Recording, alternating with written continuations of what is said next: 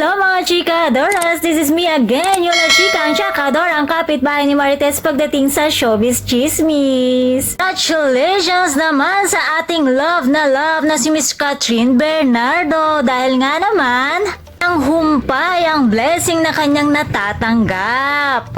Bagong endorsement at bagong commercial. Super blessed talaga ni Catherine. Sa'yo na ang lahat.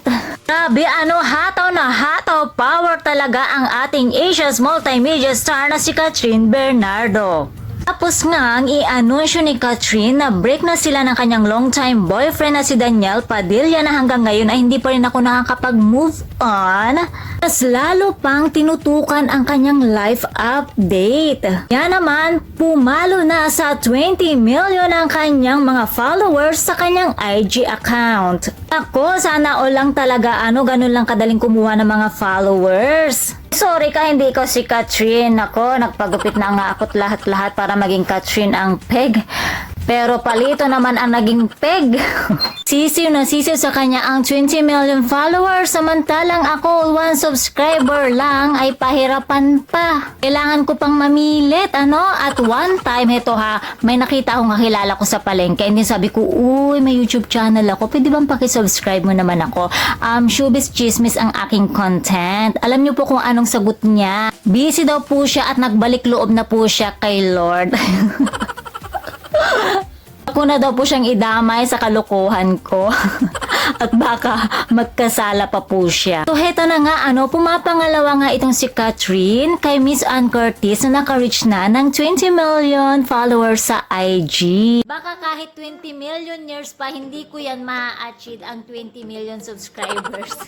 At heto pa mga chikadoras, bawat picture na kanyang pinupost ay pinupusuan agad-agad ng mga milyon-milyong mga followers niya. Agad-agad in just 1 hour, million na. Grabe, sana all talaga. Grabe talaga ang Asia superstar, Sa'yo na ang lahat. Samantalang ako, Yula Chika ang Chakador, ang kapitbahay ni Marites. Swerte na kung maka 1 view ako, 1 heart at 1 like sa mga social media account ko. Dami din ang nakakapansin kay Miss Catherine na mas lalong naging hot, mas lalong naging sexy at mas lalong gumanda at ibang-iba ang aura niya ngayon. Sabi kasi nila kailangan daw masaktan para gumanda. Si Catherine in love man or hindi or masaktan, sobrang ganda, lalong gumaganda samantalang ako. In love man o nasaktan na't lahat-lahat ng bongga.